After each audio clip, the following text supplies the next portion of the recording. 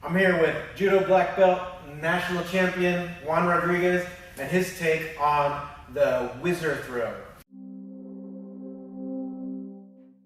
If you've been watching UFC lately, you notice that Daniel Cormier has been doing a lot more announcing, and I've noticed that people online and in their videos have been starting to use a lot more Daniel Cormier-isms. And one of his things that he likes to throw out there a lot, since he's a wrestler and he comes from a wrestling background, is the Whizzer throw. And the Whizzer throw in wrestling is really good, but I think in MMA and stuff it's not as effective as it could be. So I can put a little bit of judo tint on it.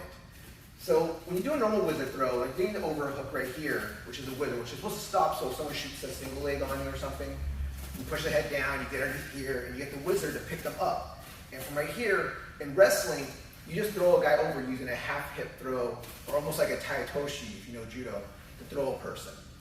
The problem with that is that a lot of wrestlers, a lot of people during scramble, leave that arm out there.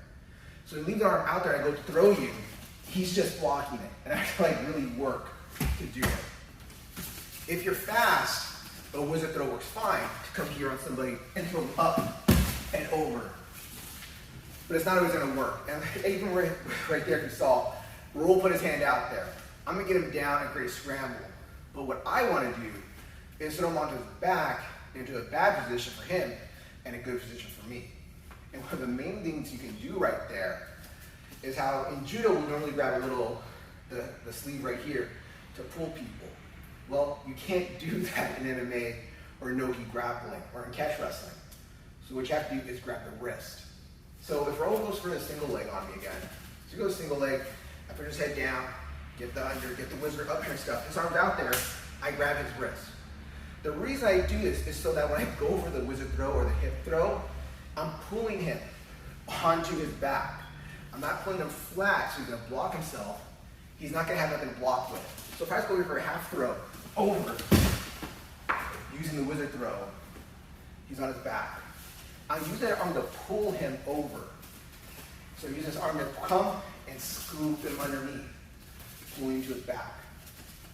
The first one I did was more like what they call an ukigoshi, kind of an ogoshi, it's a half hip throw, similar and close to a full hip throw.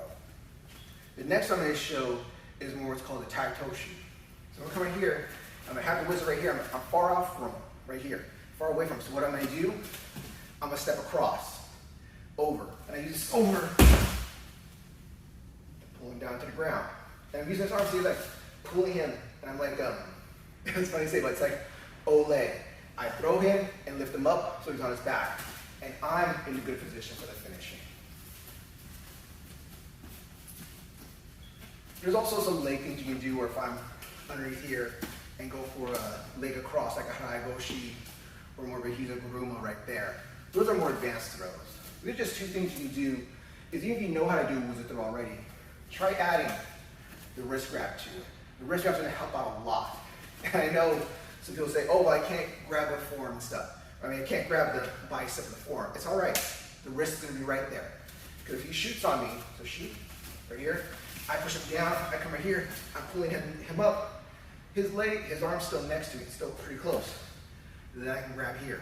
And instead of just whizzering with my hip and my arm and throw him up and over, I can step over for a taitoshi or come inside and do similar to an ogoshi. Roll, anything from there? No, I think all the stuff is really good. Good to see different points of view, and like just so you can also. I have been seeing too, like a lot of people saying wizard. Yeah, nowadays it's Whizzer. It's actually pronounced, but yeah. So like you're saying, yeah. I think maybe because like you said earlier that like they changed commentators on UFC, so now you're seeing that like changing the way people are talking online. Yeah. We all just come from different martial arts backgrounds, and we all call stuff different things sometimes. I know when Joe Rogan was there, everyone uses Joe Roganisms. Everyone's using 10th Planet names for things all the time.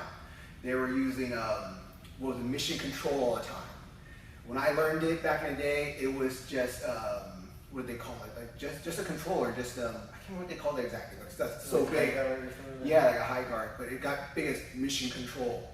The new one right now, I'm hearing a lot from people because of Daniel Cormier and his wrestling background, that he knows a Whizzer throw. And there's a lot of throws that people will do that people are attempting that he doesn't know the judo name for it. So he's going to just call it that hip throw or that sweeping throw. So it's cool that we're adding some new things onto there, but it's just something I think people can really help themselves out with. Whereas if you do go for the Whizzer throw, it's magic. What you're coming over right here is use the arm. Don't leave the arm out there for someone to like try to block. Because if I try to throw you and he puts his arm out there, then I can do other things to try to like throw his arm over. But it gets complicated. Keep it simple. Yeah. The arm's out there, don't let him block. And when you do this, like I said before, pick up the arm right here, come across, and use that ole motion to pick him up and bring him to the ground. Okay, we also have some news. Juan and I just finished a special video course that will be up on our website, so catchwrestlingalliance.com. It will be Juan's introduction course to no-gi judo. You want to say anything about that? Yeah, so I've been wanting to do this for a while, put up some no-gi judo videos. I know a lot of people ask about, well, can you do judo with no-gi? And you get some traditional judo people who are like, no, it's impossible. It's like, it's totally possible. It's just you have to have an open mind. So the throws that we started off with was I showed how to do harai goshi, since I see that in MMA a lot, and I see it actually done poorly because people don't know the correct position. And then I showed how to go into uchimata, one of the more famous judo throws. Then we went to taitoshi, a great throw that I love to do. And then the mother of all the judo throws that you see in all MMA stuff that they always call the hip throw, the judo throw, is ogoshi. So again, that's going to be a Haragoshi, Uchimata, Taitoshi, and Ogoshi start off with. And if anybody has any questions about judo throws, please send them his way. I'm open to teaching stuff. And I think our next set might be what they call in judo ashiwaza. And that's how to do foot sweeps without a gi. Great, and also, so in the description box below, you'll see different ways to contact Juan himself. He also has a podcast, Tatami Talk. But yeah, you'll also in the description below, you'll see the link to our website where you can find his new course. Check it out.